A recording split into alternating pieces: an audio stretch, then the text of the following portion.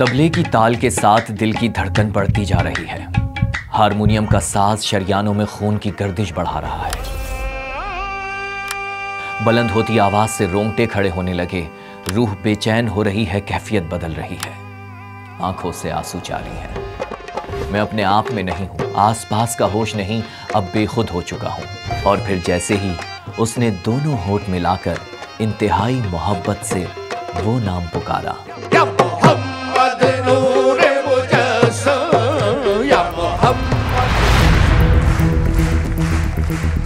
तो मेरी रूह सरशार हो गई। मुझे मेरा जिस्म हल्का हल्का सा महसूस होने लगा। आज से पहले कभी मेरी ऐसी कैफियत न थी। मैं दौड़कर उसके पास पहुंचा और पूछा कि तुम क्या पढ़ रहे हो जिसने मुझे इतना बेचैन कर दिया। ये कैफियत थी फ्रांस के हॉल में बैठे कई गैर मुस्लिम नौजवानों की, जो अमजद साबरी की कव्वाली सुनकर बेचैन हो गए और फिर मुसलमान हो गए। वहाँ पे बहुत सारे लोग फ्रांसीसी लोग थे, पाकिस्तानी भी थे, इंडियंस भी थे, और मतलब मिक्स एंड मैच लोग ऑडियंस बैठी हुई थी। मोस्टली वहाँ पे गोरे ही थे। तो वहाँ कलाम चल रहा था या मोहम्मद नूर मुजस्सिम। तो बैक स्टेज, क्योंकि अच्छा वहाँ पर हर कलाम के बाद एक 5 मिनट का 10 मिनट का ब्रेक होता है। हर एक कलाम करने के बाद 5 मिनट का ब्रेक, फिर नेक्स्ट कलाम। तो वो कलाम ख़त्म होने के बाद 5-6 लोग बैक स्टेज अब्बा के पास आए कि आपने जो पढ़ा है वो हमें समझ नहीं आया, लेकिन हम अंदर से जो है ना बेताब हो रहे हैं कि आप ये नाम जो ले रहे हैं हमें इसके बारे में पता हो। अब्बा को बड़ी अच्छी लगी उनकी ये बात कि वो उनकी जुस्तजू देख के वो करना चाहते हैं। फिर अब्बा ने उनको सब चीज़ें एक्सप्लेन की और उनको कलमा भी पढ़ाया। फिर जब वापस सेगमेंट शुरू हुआ कव्वाली का, तो ऑलमोस्ट 400 लोग उस हॉल के अंदर बैठे हुए थे। अब्बा ने सबको कलमा पढ़ाया। और उसके बाद नेक्स्ट डे होटल में हमारे तकरीबन उनमें से 40-50 लोग आए जो प्रॉपर तरीके से मुसलमान हुए। अमजद भाई ने उन्हें सारे तरीके कार बताए, सब कुछ बताया। इस तरह कलमा पढ़ा जाता है हमारे यहाँ, इस तरह रोज़े रखे जाते हैं, इस तरह नमाज़ पढ़ी जाती है। तो इस तरीके से अमजद भाई ने उन्हें सब कुछ बताया। वो साबरी था मगर शरारती था। वो लईम शईम 40 बरस का था मगर बच्चा था। उसका दुनिया में सफ़र लंबा मगर ज़िंदगी छोटी थी। वो दुनिया भर में तबलीग कर रहा था मगर शैतान उसके घर के पास उसके कत्ल की प्लानिंग कर रहा था। दिल को छूता है वो कलाम जो आखिरी था। हाँ, वो अमजद साबरी था।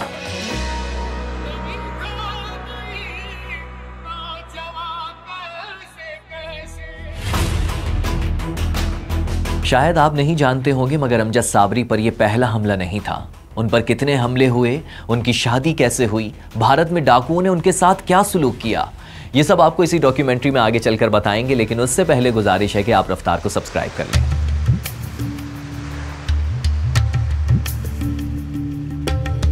कव्वाली की रिवायत 700 साल से ज्यादा पुरानी है। जब हजरत अमीर खुसरो ने दिल्ली में इसका आगाज किया, सदियों से गुजरते गुजरते जब कव्वाली पिछली सदी में पहुंची, तो इसमें एक बड़ा नाम था, गुलाम फरीद साबरी। पाकिस्तान के अजीम तरीन कव्वालों में से एक। वो मुग़ल दौर के अजीम तरीन गुलकार तानसेन की नस्ल में से थे। वो, उनके भाई मकबूल अहमद साबरी और हमनवा पाकिस्तान ही नहीं हिंदुस्तान में भी बहुत मकबूल थे। बल्कि उनके चाहने और सुनने वाले तो यूरोप से जनूबी अफ्रीका और अमेरिका से ऑस्ट्रेलिया तक हर जगह फैले हुए थे। उन्हीं गुलाम फरीद साबरी के घर 23 दिसंबर 1976 को एक बच्चे की पैदाइश हुई। नाम रखा गया अमजद फरीद साबरी। इस बच्चे ने जिस घराने में आंख खोली थी, उस घराने का नाम पूरी दुनिया में मशहूर था। 80 की दहाई वो जमाना था जब साबरी बिरादरान की शोहरत आसमान पर थी। और फिर 9 साल की उम्र में अमजद की किस्मत भी खुलने लगी। वालिद और चचा यानी साबरी बिरादरान के ताउन से पाकिस्तानी फिल्म सहारे की शूटिंग शुरू होने जा रही है और इस 9 साला बच्चे को मेन कैरेक्टर देने की बातें हो रही हैं। मगर एक परेशानी है, वालिदा राजी नहीं। वो कहती हैं अगर अभी से अदाकारी और गुलकारी में लग गया तो पढ़ाई का क्या बनेगा। वो अलग बात है कि आगे जाकर ये बच्चा पढ़ाई के मामले में अपने वालिदैन को बहुत परेशान करने वाला है। बहरहाल फिल्म में मेन कैरेक्टर तो नहीं मिला, मगर फिल्म का पहला शॉट इसी बच्चे की सूरत से शुरू होता है। आती है दुआ बन के तमन्ना मेरी। ये बच्चा है अमजद फरीद साबरी, जो कि इस फिल्म की मशहूर कव्वाली में भी अपने वालिद और चचा के दरमियान बैठा नजर आता है।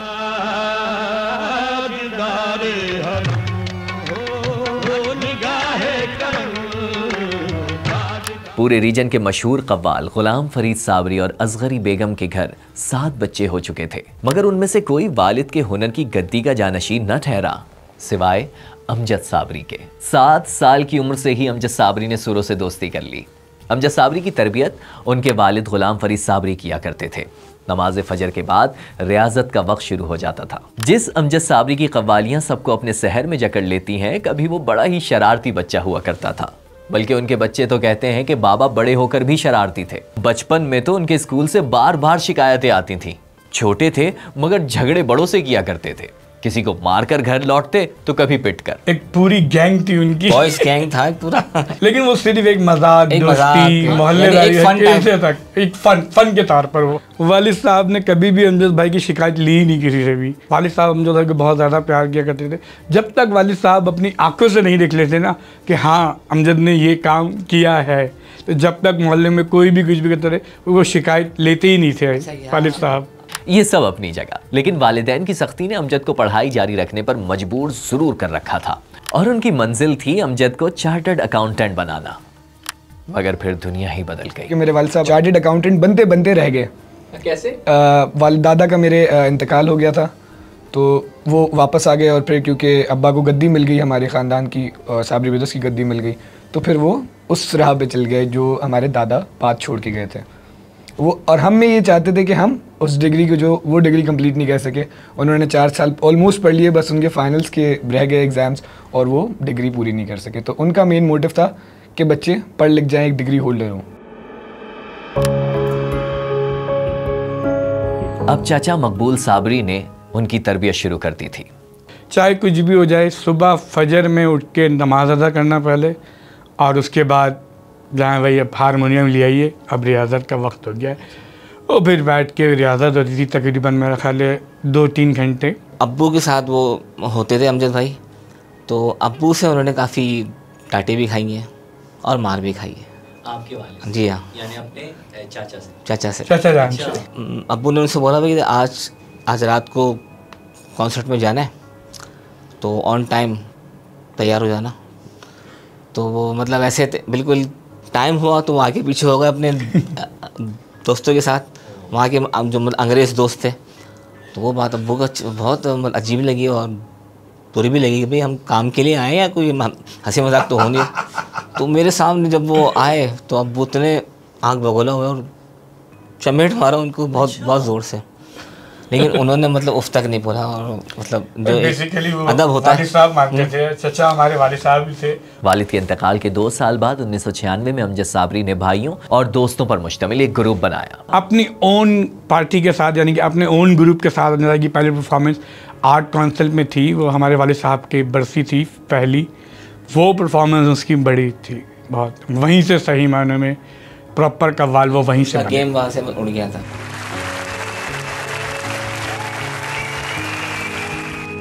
और इस तरह साबरी बिरादरान की एक नई पीढ़ी इस सिलसिले को आगे बढ़ाने के लिए मैदान में आ गई।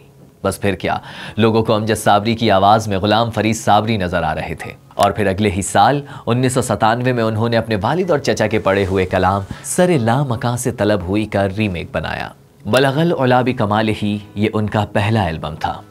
अब तक तो अमजद साबरी अपने वालिद और चचा के कलाम ही को दुनिया के सामने पेश करके दाद वसूल कर रहे थे, मगर फिर अब अमजद साबरी ने अपने वालिद और चचा के पढ़े हुए कलाम से हटकर पढ़ना शुरू किया और कामयाबी भी मिली। सिर्फ यही मनक़बत नहीं, बल्कि न पूछिए कि क्या हुसैन है भी बहुत मकबूल हुई। अब अमजद साबरी की आवाज़ का डंका बजने लगा। बल्कि एक परफॉर्मेंस में तो उन्होंने अपने वालिद के मशहूर ज़माना अल्लाह बोलकर जो दाद समेटी तो सोनू निगम भी हैरान रह गए।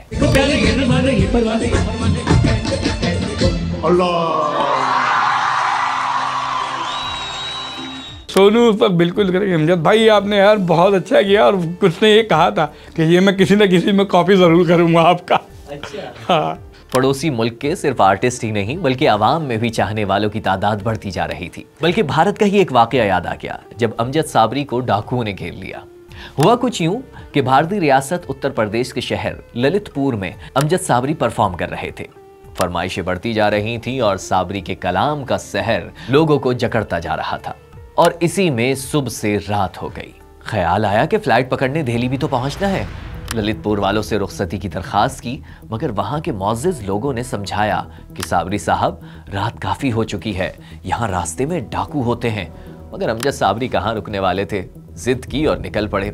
लेकिन ललितपुर वाले खतरे को भांप रहे थे, इसीलिए उन्होंने अपना ड्राइवर और 2 पुलिस वाले भी कव्वाल और हमनवा के साथ शामिल कर दिए। अब तारीख सड़क पर साबरी और उनके दोस्तों से भरी कोस्टर अकेली ही चली जा रही थी कि अचानक ड्राइवर ने ब्रेक लगाया और पीछे मुड़कर बताया कि यहाँ एक ढाबा आया है, चाय वगैरह पी लीजिए। तमाम ही लोग उतर गए। ड्राइवर काउंटर पर ऑर्डर करने गया तो वहां कैसेट पर भर दो झोली कव्वाली चलाई जा रही थी। ड्राइवर ने मूंछों को ताव दिया और काउंटर पर बैठे शख्स से पूछा, जानते हो ये कव्वाली किसकी है? उसने जवाब दिया, हाँ, पाकिस्तानी कव्वाल हैं। ड्राइवर बोला, वो कव्वाल इस वक्त मेरे साथ यहाँ मौजूद हैं। उन दोनों की ये गुफ्तगू ढाबे पर बैठे कुछ लोगों ने सुन ली। जानते हैं वो लोग कौन थे? बड़ी मूंछों वाले और बड़ी गन्स वाले डाकू। डाकुओं के उस ग्रोह ने अमजद साबरी और उनके हमनवाओं को घेर लिया और जिद की कि वो लाइव भर दो झोली सुनाए। बस फिर क्या, उस ढाबे का तख्त स्टेज बन गया, हारमोनियम और तबले सजाए गए और फिर अमजद साबरी ने खूब दाद समेटी। बल्कि डाकुओं ने अपनी एक गाड़ी भी उनके साथ रवाना की ताकि रास्ते में उन्हें कोई और गिरोह लूट न ले। आपको हैरानी होगी ये जानकर कि उस ढाबे के काउंटर पर बैठे शख्स से लेकर डाकुओं के गिरोह तक कोई मुसलमान नहीं था। इंडिया में तो आपको पता है म्यूज़िक को एक तरीके से इबादत ही मानते हैं। परफॉर्मेंसेस करने का सारी दुनिया का मज़ा एक तरफ और इंडिया का मज़ा एक तरफ, क्योंकि वहाँ परफॉर्मेंस करने का मज़ा ही अलग था। वहाँ लोग सुनते हैं, समझते हैं इस चीज़ को, तो वहाँ एक एक ऐसी हर बारीकी पे दाद मिलना। कम उम्र में बहुत कुछ करने वाले अमजद साबरी ने 2 महीनों में 2 शादियां की थी। ये बात मेरे लिए काफी हैरान कुन थी। ये नहीं कि 2 शादियां की, वो तो लोग कर ही लेते हैं, मगर पहली शादी के अगले ही महीने दूसरी शादी, ये सिर्फ अमजद साबरी ही कर सकते थे। अगस्त में दादी की पसंद से शादी की और अगले महीने सितंबर में अपनी पसंद से। फैमिली में बट्टा सट्टा हुआ था। तो वो बट्टा सट्टा हुआ था कि मेरी वालदा जो है वो आई थी अब्बा के पास और मेरी पप्पो जो थी वो उनकी मेरी मामू से शादी हो गई थी। तो ये बट्टा सट्टा एक कॉन्सेप्ट है वो हुआ था। फिर उसके बाद अच्छा अब्बा इसी उनको था कि मैंने दूसरी करनी है, उनको पता तो था। वो चाहते थे कि ये दोनों आपसी में दोस्ती कर लें और हम सेटल रहें। लेकिन फिर अम्मा से डिस्कशन हुई। अब दादी वगैरह को सबको पता था, लेकिन क्योंकि एक फैमिली के अंदर हमारे थोड़े से कंजर्वेटिव माइंड के लोग थे उस टाइम पे, तो वो कहते थे कि फैमिली के अंदर ही हो तो ज़्यादा बेहतर है। तो अब्बा ने अम्मा की तो रख ली, उनकी पसंद से कर ली, लेकिन फिर अम्मा के सामने एक ये ऑप्शन भी रखा कि मैं एक अपनी पसंद से भी करूँगा। थोड़ा सा हंगामा मचा, लेकिन फिर सब सेटल हो गए। हमें जहाँ तक मुझे याद है कि एक सामने वाला कमरा इधर मम्मी का होता था और इधर अम्मा का होता था। तो और अब्बा मतलब 10 दिन करके 10 शिफ्ट ऐसे ही करते थे। सिचुएशन कुछ ऐसी क्रिएट हो गई थी कि मम्मी के साथ फिर बाद में तकरीबन 1.5 साल बाद डाइवोर्स भी हो गई थी, क्योंकि एज आई टोल्ड यू कि बट्टा सट्टा हुआ था। तो मामू और मेरी पप्पो की थोड़ी नहीं बन रही थी, तो वो फिर मैरिज खत्म हो गई थी। जिंदगी में सब बहुत बेहतरीन चल रहा था, मगर जहां उनके चाहने वालों का, दोस्त अहबाब का हल्का बढ़ रहा था, वहीं खामोशी से दुश्मन भी उनकी ताक में बैठा था। आप में से बहुत लोग यही समझते हैं कि जिस हमले में वो शहीद हुए वो पहला था। जी नहीं, अमजद साबरी पर 3 हमले हो चुके थे। एक दफ़ा हमारे ये बलूच कॉलोनी का पुल है, इसके ऊपर 2 बाइकें सवार हुई थी। उन्होंने स्ट्रेट फायर किए थे, हमारी गाड़ी के बोनट पे इधर उधर लगे थे। अल्हम्दुलिल्लाह कोई ऐसा उस टाइम नुकसान नहीं हुआ था। और बैकअप के लिए मेरे अब्बा के साथ जो उनके फ्रेंड्स बैठे हुए थे उनके पास भी असला था, तो उन्होंने फायर बैक किया, तो वो मामला वहीं ख़त्म हो गया। वो लोग निकल गए। और अब्बा मेरी गाड़ी बहुत तेज़ चलाते हैं, वैसे तो नहीं लेकिन ऐसे मौक़ों पे वो तेज़ चला लेते हैं। तो फिर उसके बाद एक दफ़ा ऐसे हुआ कि फैमिली के साथ थे, कहीं से आ रहे थे, तो फॉलो किया उन्होंने, तो अब्बा ने तेज़ कर ली गाड़ी और बच गए। तीसरी दफ़ा ऐसे हुआ कि वो US जा रहे थे, मतलब निकले हैं ऐसे, घर से निकली, उनकी गाड़ी निकली है और 4 लोग रात के तकरीबन समझ लें 9-10 बजे का टाइम था और 4 लोग हमारे घर के अंदर घुसे। अब्बा की गाड़ी निकली है, उन्होंने ना कोई पूछा है कि सोना कहाँ है, या अक्सर ऐसा होता है ना कि चोरी की वाक़या या डकैती का है, ना उन्होंने ये पूछा कि पैसे कहाँ रखे हैं, ये चीज़। उन्होंने सिर्फ एक चीज़ सवाल पूछा कि अमजद साबरी कहाँ है। अब्बा ने बीच में जब वो ग्रिलिंग हुई थी तो साथ में अब्बा ने गार्ड भी रखा था, 2 गार्ड रखे थे। और फिर उसके बाद लेकिन फिर अब्बा ने कहा कि अच्छा नहीं लगता मुझे ये सब चीज़ें गार्ड्स वगैरह रखना। तो अब्बा ने और एक गाली दे के कहा कि ये गार्ड जो है खुद ही हरामखोर होते हैं, ये कुछ पैसों के लिए किसी की भी बातों में आ जाते हैं। तो उस एक पॉइंट ऑफ व्यू से उन्होंने गार्ड वापस रिमूव कर दिया। और अब्बा मेरे ऐसे थे, बड़े लाओबाली से थे। मैंने कहा कि बस अभी चलना, चलो कोई मसले वाली बात नहीं, रात के 4 बज रहे, 3 बज रहे, 2 बज रहे, कोई मसले वाली बात नहीं है। और फिर वो दिन आया 22 जून 2016। 16वें रोज़े की सहारी थी। समा टीवी के सेट पर अमजद साबरी का इंतज़ार हो रहा था और वो आ भी गए। उन्वान था कब्र का अजाब।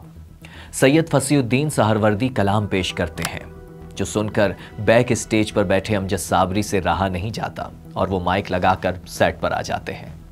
इतने में बिलाल कुतुब अमजद साबरी से 2 अशार पेश करने की दरखास्त करते हैं। देखने में ये नॉर्मल रूटीन का प्रोग्राम था, मगर अमजद साबरी उस वक्त नॉर्मल नहीं थे। न जाने वो किस कैफियत में थे कि जब उन्होंने वो कलाम या दुआ पढ़ना शुरू की। मैं कब्र अंधेरी में घबराऊंगा जब तन्हा, इमदाद मेरी करने आ जाना रसूल अल्लाह। ये कलाम पढ़ते पढ़ते वो फूट फूट कर रोने लगे, फिर रुक गए। हॉल में सन्नाटा छा गया और फिर अमजद साबरी ने दोबारा कलाम पढ़ना शुरू किया। यकीन कीजिए, ये डॉक्यूमेंट्री बनाने के लिए आज भी जब मैंने उस कलाम को और उस माहौल को महसूस किया तो मेरे रोंगटे खड़े हो गए, आंखों से आंसू जारी हो गए। यूं लगा कि अमजद साबरी दिल से रसूल अल्लाह सल्लल्लाहु अलैहि वसल्लम को पुकार रहे हैं, इमदाद मांग रहे हैं। इसी कैफियत में वो घर चले गए। अब शाम को उन्हें A+ में माया खान के इफ्तार शो में जाना था। वो बच्चों के सर पर हाथ फेरते हैं, उन्हें बड़े प्यार से चूमते हैं, बीवी को शफकत से देखकर घर से निकल जाते हैं। लियाकताबाद से हसन स्क्वायर जाने वाले रोड पर अमजद साबरी की गाड़ी जैसे ही गरीबाबाद पहुंचती है, कातिल गाड़ी के आगे बाइक लगाकर रोकते हैं और अमजद साबरी पर फायरिंग शुरू कर देते हैं। उनको प्रॉपर प्लानिंग मालूम थी कि अमजद साबरी गाड़ी भी तेज़ चलाता है, उसके पास असला भी होता है, और उनको मतलब प्रॉपर सब चीज़ें मालूम थी। और वो आए और जो हमने चीज़ सुनी है तो तकरीबन पकड़े तो मेरे ख्याल से 2 या 3 लोग गए, लेकिन उस टाइम पे ये बताया जा रहा था कि 11 लोगों का एक ग्रुप था, जो रक्शे में भी थे साथ, जो पीछे टैक्सी में भी थे, जो बाइक पे भी थे, वो सब एक ही इस ग्रुप का हिस्सा था। कि उनको मालूम था कि अमजद साबरी गाड़ी तेज़ चलाता है। उन्होंने पहले ट्रैफिक के अंदर एक साइड लगाया कि रक्षा इधर से आया, गाड़ी इधर से आई, बाइक इधर से आई, तो एक उस पॉइंट पे लेके जाके फिर उन्होंने ये किया। उधर A+ के सेट पर माया खान को ये खबर मिलती है तो उन्हें यकीन नहीं आता और वो रोती हुई सेट छोड़ जाती हैं। सारा ही पाकिस्तान सकते की हालत में खबर सुन रहा था। अमजद साबरी से भला किसी की क्या दुश्मनी हो सकती है? कुछ ही अरसे बाद अफवाहें गर्दिश करने लगीं कि अमजद साबरी का तो बिल्डर्स माफिया से झगड़ा था और उसी वजह से उनका कत्ल हुआ। क्योंकि आपको पता है कि यहाँ पे बहुत गलत किस्म की खबरें फैलती हैं, लोगों को तस्दीक नहीं होती। अमजद साबरी साहब ने एक कमर्शियल वगैरह कोई कंस्ट्रक्शन कंपनी का किया था, नॉर्मल सा कमर्शियल था वो, तो लोगों ने एक अजीब सी चीज़ एसोसिएट कर दी थी कि ये कब्ज़ा माफिया का काम है और इस किस्म के इल्ज़ामात लगाए थे, लेकिन उसमें कोई तस्दीक नहीं थी। सबको ये लगने लगा कि वो जो प्रोजेक्ट है वो है ही अमजद साबरी का, और मोस्टली आज तक लोगों को यही लगता है कि वो प्रोजेक्ट जो है वो अमजद साबरी का ही वो है, अब्बा का नहीं था। हाँ, उन्होंने एज एडवर्टाइजमेंट के लिए उनको उसमें फ़ीचर किया था। अमजद भाई से ऐसी दुश्मनी किसकी हो सकती है कि जो अमजद भाई को शहीद ही कर दे? मैं आज तक यही चीज़ मैं सोचता हूँ और मेरे जहन में ये सवाल है कि, लेकिन बस समझ में नहीं आता आज तक कि कौन था, क्या था। और मेरा आज भी उस बंदे से यही सवाल है, क्या बिगाड़ा था?